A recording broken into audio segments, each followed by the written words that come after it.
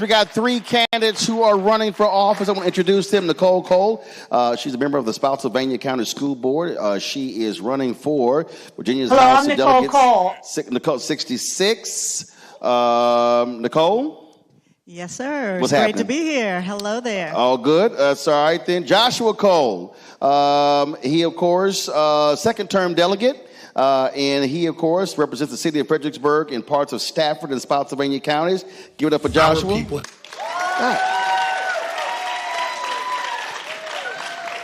All right, folks. And last but certainly not least, Stacey Carroll. Stacey, what's happening? Hello. Celebrating her recent court victory after a Stafford County, Virginia Circuit Court judge dismissed a lawsuit to remove her from the November ballot. Say that again. Dismissed. Clock it. Frivolous. So that was fun. It was absolutely fun. Not really. But seriously, that lawsuit was literally a distraction from us focusing on what really matters. As you guys know, in the court cases, they've been tailing our family or surveilling us since March. Filed a lawsuit this past August, went before the judge, presented the facts, and they dismissed the case without question. We have to ensure that we don't disenfranchise voters. By the time the case was brought to us, ballots had already been printed and certain people had started to cast their vote. So we have to ensure, and we will continue to work, that every voter in the 64th district hears and gets the opportunity to make their voices heard this coming November. So what is your focus? My focus is education, specifically the children. In Stafford County, we have nearly 200 kids that are unhoused, specifically homeless, and Stafford County has about 45% of their students that are on free and reduced lunch. Though Stafford County is one of the wealthiest counties, specifically in the entire nation, specifically for black wealth, the average black household in Stafford County is $147,000 to our white counterparts at $135,000. There are pockets of poverty in Stafford County that we have to make sure that no child goes hungry, and when they get inside of the classroom, they can actually focus and do the work so that they can excel in education. Joshua, you get to go back. What's the goal? Thank you, Roland. I'm excited to have you back in Fredericksburg in the 65th District. Our focus this year, we absolutely have to focus on housing. Whether we have hungry kids in the schools, we also have unhoused kids in the schools. And so I introduced legislation this past session that would give first-time homebuyers $10,000 in their first-time payment for their homes. We also introduced legislation to protect renters. We are finding out now in the Fredericksburg region, you are going to go find a home. The landlord is charging you first month rent and a security deposit, which is reasonable. But now they're also charging you the final month rent and saying that you have to make 3 times your mortgage or your rent in order to even qualify to get into a home. Wow. So we put in legislation that said that is not going to be allowed to happen. And of course, our governor vetoed that legislation. So we need a new governor so we can pass it again. Stacey, Minister Nicole. So I am fighting for education as well, but I'm fighting for the money. We need to modernize the funding formula in Virginia so that all of the needs of our students in our schools are funded, not just the staff funding. So for the folks who don't know, what is the funding formula in the state? It's a staff-based funding formula. So based off of how many teachers are needed for the students that we have in our schools versus a needs-based student funding formula that looks at what are the needs of our students. We have about 15% across Virginia in our public schools of students who have special education needs. Those needs are more costly than general education needs. And so the same dollar is not going to educate that child as the dollar that's spent on a child getting a general academic education. And so Virginia is behind in the national average of funding our schools. And so we need to move to a better formula to make sure that we have enough staff to educate our kids regardless of their needs, their educational needs, regardless of their background or economic status. And so that's what I want to make sure that we pass, which is something that the Democratic House House of Delegates supported in Virginia, but Again, the governor, being Republican, did not support that level of funding. So I am looking forward to being there and pushing it again with a supportive governor that will make sure that our kids get what they need. So much of what go ahead. So much of what we're seeing right now, really, when we look at all these elections, are quality of life issues. Obviously, healthcare is a tremendous issue, education as well. But to your point, the housing issue, right now, this is the largest gap we've had in terms of the number of available houses, and folk can't afford it. Also, I was just seeing the story before I even came in here. The average age of a new buyer went from 48 to 56. And so what that says is, and historically you had folks when they entered their 30s and 40s, that's when they became homeowners.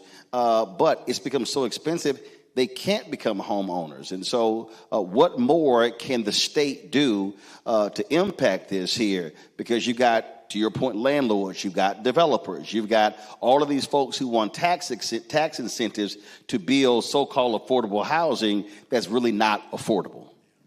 I think one of the major things that we're looking at right now is a lot of red tape on the local level. You have developers who want to come in, and you'll have conversations, and they say, we want to build affordable housing, but by the time they put in the paperwork and it's approved, the cost has already gone up. But also, you got to define what affordable means, because I cover city government, and the reality is, I saw this firsthand. A lot of developers want to come in, they want to build these so-called mixed-use communities that have all of these shops and restaurants, and they really are appealing to only high-income people. And I literally had to deal with city council members who were all excited about it. I'm like, no, but look at that number. What's the salary range they're trying to target? In a lot of cases, it wasn't folk who looked like us. Absolutely. We see in downtown Fredericksburg, Fredericksburg has my heart, right? But you have these condominiums that pop up. You have these townhouses that pop up, which are over $1 million even to get into it. A townhome that's $1 million. We have been discussing legislation for the past 2 years, a piece of legislation called the Yes in God's Backyard, which would allow churches and certain nonprofit organizations to bypass the rezoning aspect in order to build affordable housing or senior housing on their properties. You have large churches who may have large parking lots that are not being fully utilized. They could put affordable housing on those parking lots. Or you have churches who have land. They would love to utilize that land, but they can't because every time they go to the county, it's taken a year, 2 years to get approval, and the cost has gone up. So if we're able to give that ability to get rid of some of that red tape, bypass that rezoning aspect in conjunction with what the counties have already approved for, we can get more affordable units. And when I say affordable, I'm not just talking about public housing, but we're talking about workforce housing. If you live in an area, if you work in an area, you should also be able to afford to live in the area. And the reason that housing is so expensive here in Fredericksburg area is because a lot of people work in Washington, D.C. And so people have been moving down here for the past 30, 40 years. People have been moving into the Fredericksburg area, which has caused housing to go up. And now people are being priced out of Fredericksburg and they're going down to Caroline. That's what's going to make it easier for her to win this November, right? So people are going down into Caroline and going down to Louisa, and people are being further away from their jobs when we need affordable units where people work. Go ahead. No, so I was going to say, when you say, okay, what's affordable? When I was knocking the door, I had a young lady who is in nursing school at Germanna Community College, living in what's supposed to be an affordable apartment complex in Spotsylvania, and she was paying for a 2-bedroom, 1-bathroom, $2,300. Now, 2 bed, 1 bath? 2-bedroom. Girl, you gonna make me cuss in church. $2,300. Now, I'm a financial advisor, and so I see firsthand where the incomes of our public servants, our young adults, when I say public servants, our teachers, our deputies, when affordable would be 30% or less of their income, of the average income of a public servant in our community. That way, we could make it affordable. And I have a teacher who called me and said, I'm not going to be able to stay employed in Spotsylvania County Public Schools. I'm going to have to go to Stafford and work because my landlord is increasing. We just got a letter and increasing my rent by $300 a month.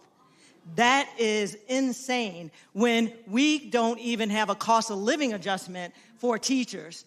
that their living expenses are going up such that they can't even work in our local communities. So we have to make sure that we make a barrier for what is affordable in our area, and also make sure that the local boards of supervisors are held accountable for managing this and not delaying the process, because I did have developers say to me, you know, what's supposed to be a 2-year project is becoming a 5-year project because they're circumventing the laws that we have on the books that make it take longer, and they have to recoup their investment.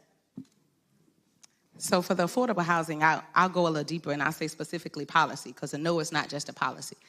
How many of y'all are familiar with the Real Page lawsuit? It was a lawsuit filed by the Biden administration that talked a little bit about the price gouging that was happening from realtors, specifically apartment complexes, and how they were astronomically increasing the price for rent for renters in the entire nation. The Biden administration took them on. We need an attorney general here in the state that's going to make sure that that doesn't happen to Virginia residents, because that's where it starts. That's where it starts. I want to make $1 too. I want to profit. But we have to be mindful about how we profit, right? And we saw from, let's just say, 2020 to now, we've seen as a renter, we've seen prices go up from 1 month to some 300. I've seen some as much as 700, right? So that's where it starts, right? Then it also includes us collaborating with our local partners to ensure that, again, the first years of my life, I lived in apartment complexes. That's where we start out, right? We create or provide, again, finance major supply and demand. We have to increase the supply to make sure, without question, people actually can afford and have a place to go. Though I love visiting Caroline County, if I am a young individual that's traveling to and from Washington, D.C., because that's where the job is, then becomes my quality of life and my stressors and other factors that inhibit my ability to just be nice sometimes. If that makes sense, right? If I work an 8-hour shift, I got to go into the office every day. I'm traveling on the highway at least 3 hours of that day. Where's my opportunity to entertain my children, take them to and fro, or even go to grocery store or cook a well-balanced meal at night, right? So I think there are a lot of other things that we can tackle to make sure that from an affordability perspective, we address it so that the whole quality of life of a person or resident of Stafford County, or specifically here in this region, is positively affected. Role that you see the state playing when it comes to health care. We obviously are seeing the battle on the federal government when it comes to Affordable Care Act subsidies.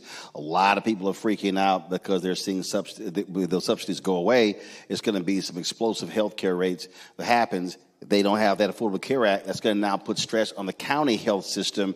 And now we're back to seeing the problems that we saw pre-ACA. I was privileged in January. The speaker put together a special emergency committee to deal with the impacts of the federal government in the Commonwealth of Virginia, and I was blessed to be a part of that committee. We traveled all over the state, and what we're already seeing, Roland, is in Southwest Virginia that overwhelmingly voted red. They didn't vote ruby red, they voted maroon, right? There have already been 3 clinics that have closed in Southside Virginia, with a target of 6 hospitals that are slated to be shut down as well in rural parts of the state. And so as a part of that committee, we are trying to determine what are we going to do to save our budget when the impacts of the federal government hit the Commonwealth of Virginia. We know many of you in the room right now are currently furloughed. How many of you ever heard of the state Virginia or state employees being furloughed?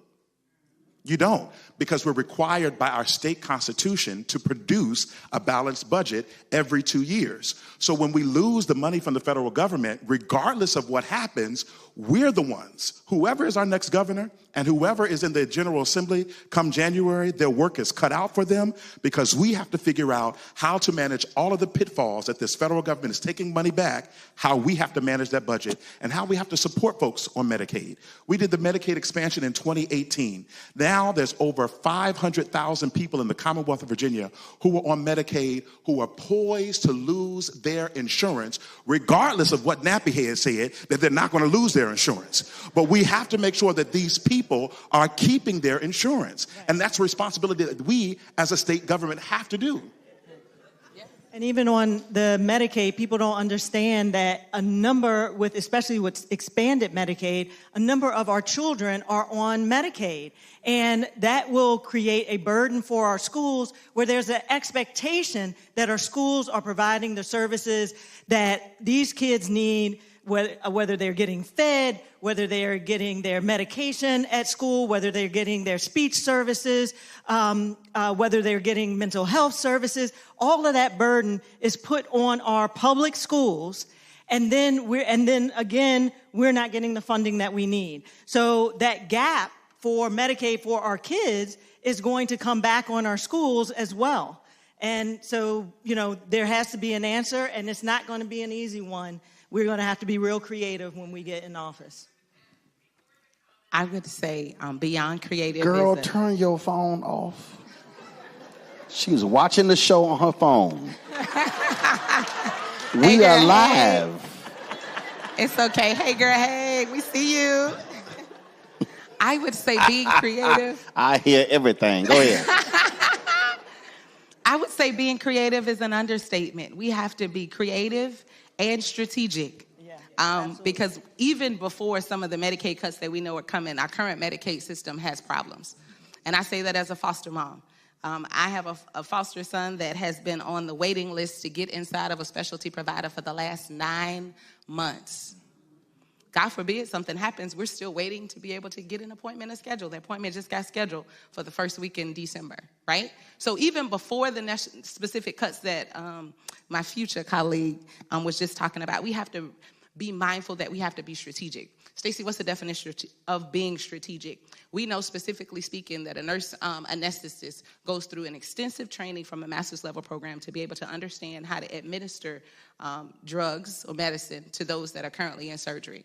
Right now, there's legislation that we could craft to make it easier to have nurse anesthetists stand in the gap in some of the rural hospitals to be able to perform the necessary procedures.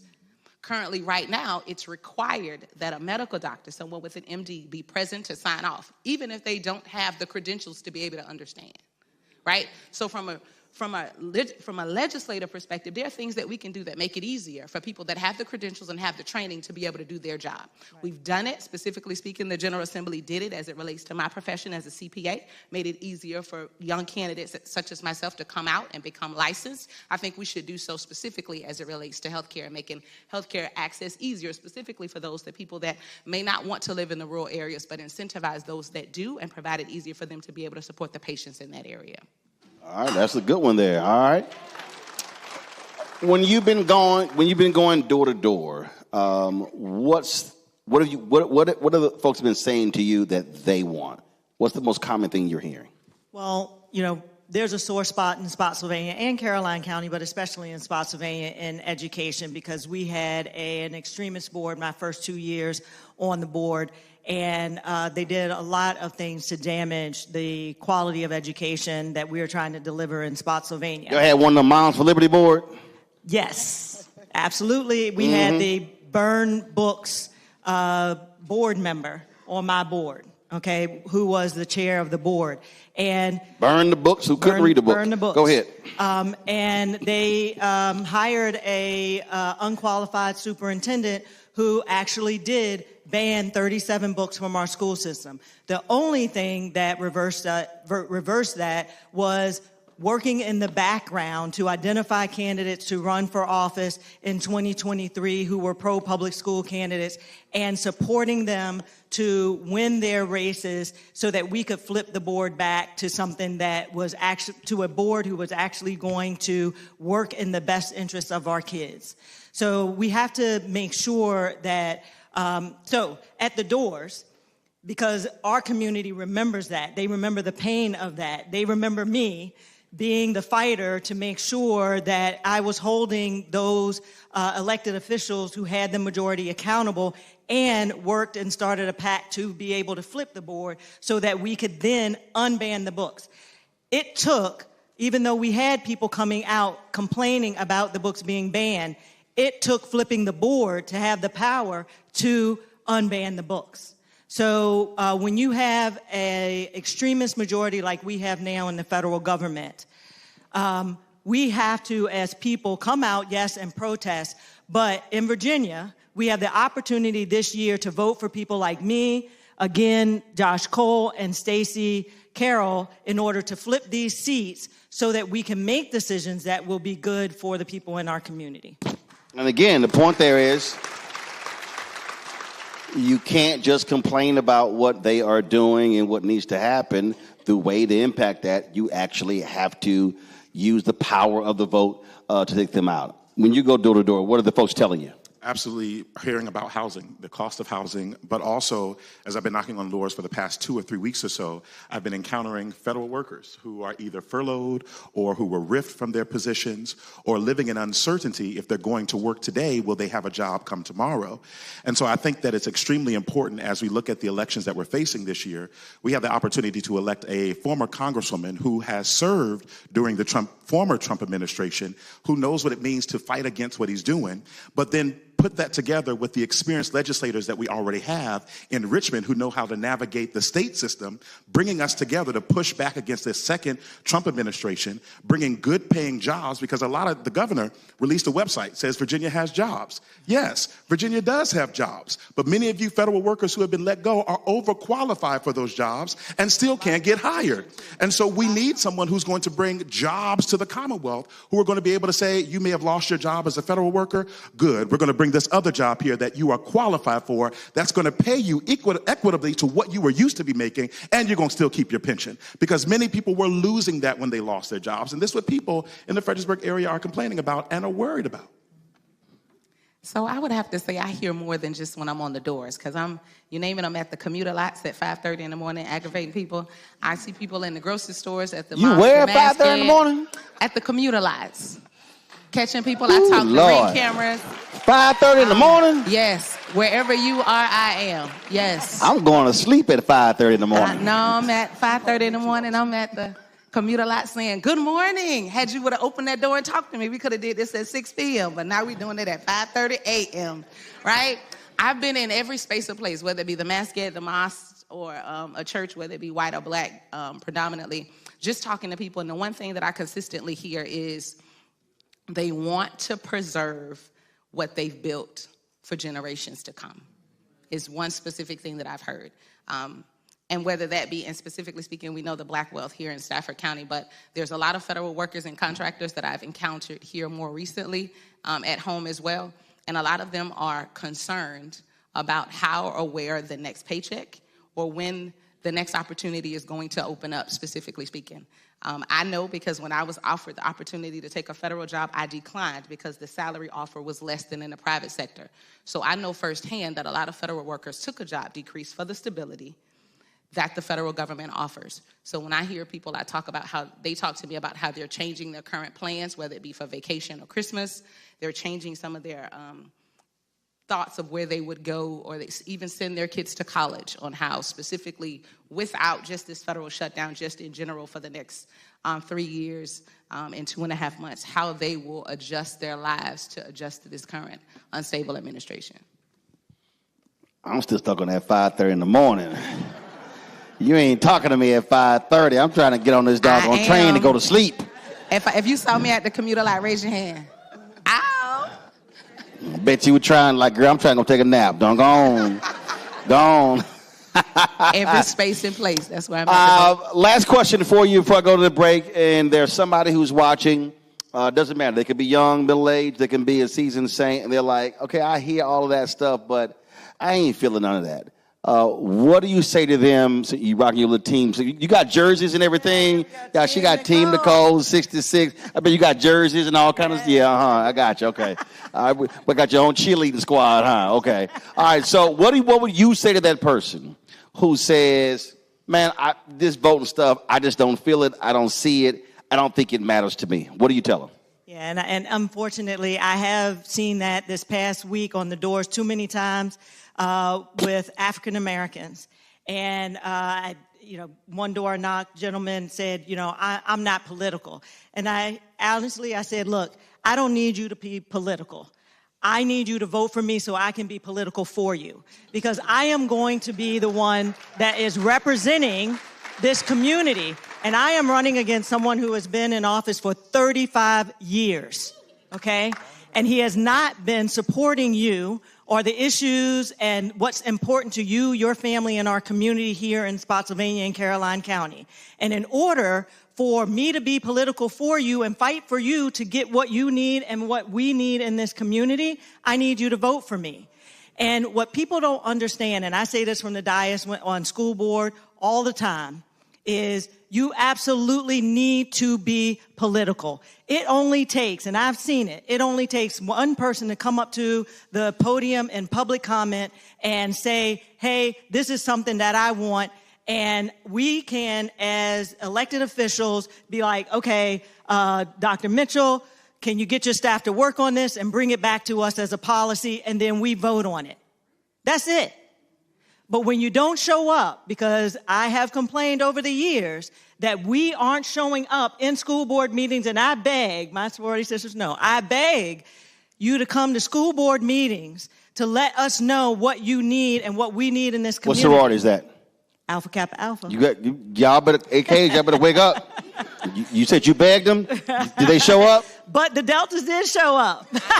Of course we did. I do have some of my, I'm not going to lie. So you saying your sisters didn't show up? Cut them deep. My sisters show up in different ways. No, see, that's a political answer. Hey, they're showing up to me now at early voting in Caroline. I've had my sorority sisters come, where we have not had people welcoming people at early voting in Caroline for years. I've had sorority sisters and your fraternity, my brothers, my first family. We gonna show up, baby. Let's show up. First of all, service of all, we shall transcend all. Let's be real clear, right. Gary.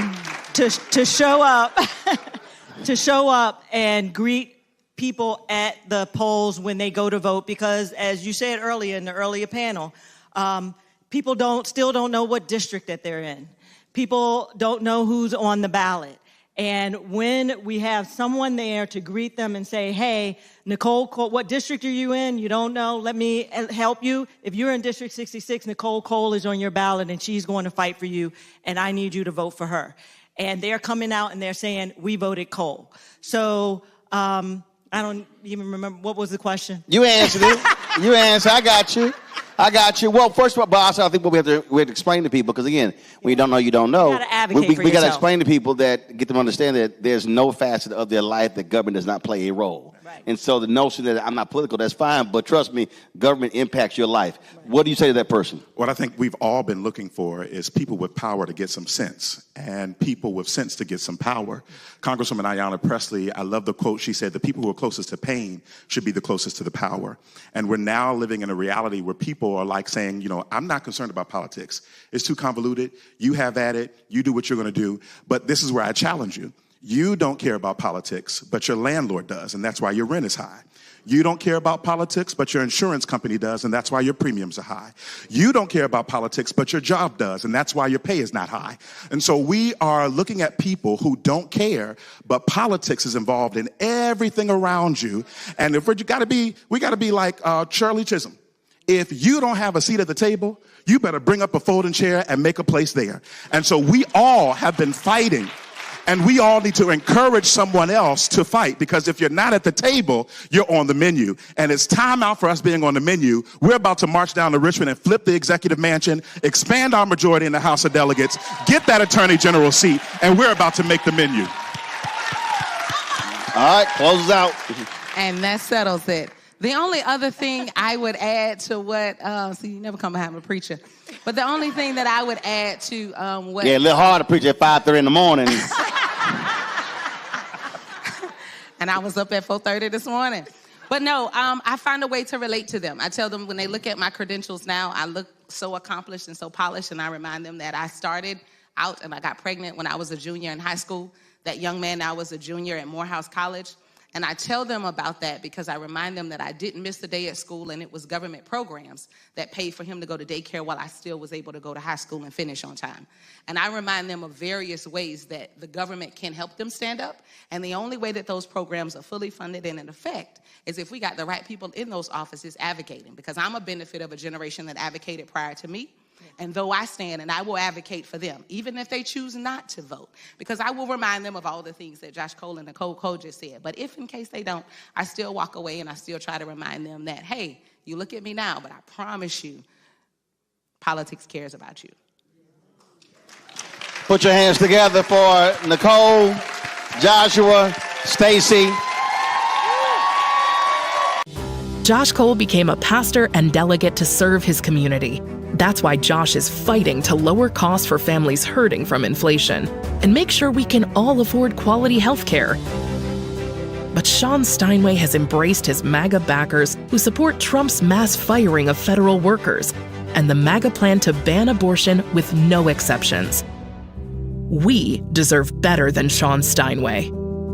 I'm Josh Cole, candidate for delegate, and I sponsored this ad.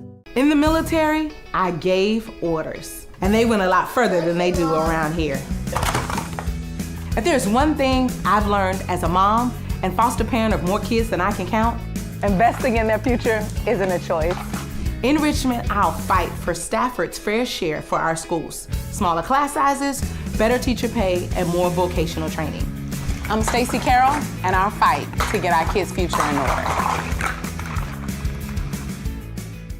Nicole Cole knows the cornerstone of a successful life starts here. Virginia Public Schools gave Nicole an excellent education. They helped her become a small business owner, family financial planner, mother, and community leader. Now, after 4 years on the Spotsylvania School Board, Nicole is running for delegate to meet the needs of all students. As our delegate, Nicole will fully fund our schools, raise teacher salaries, and help graduating students stay in our communities. Nicole Cole for delegate. For us, for our future. As a pastor, I hear a lot about trips to the doctor, bills piling up, jobs being lost. So as your delegate, I went to work writing laws that protect families, helping parents care for their disabled children, capping insulin costs, lowering prescription prices, and investing in our police and schools. I'm Josh Cole, and as your delegate, I'm working to keep us strong and safe.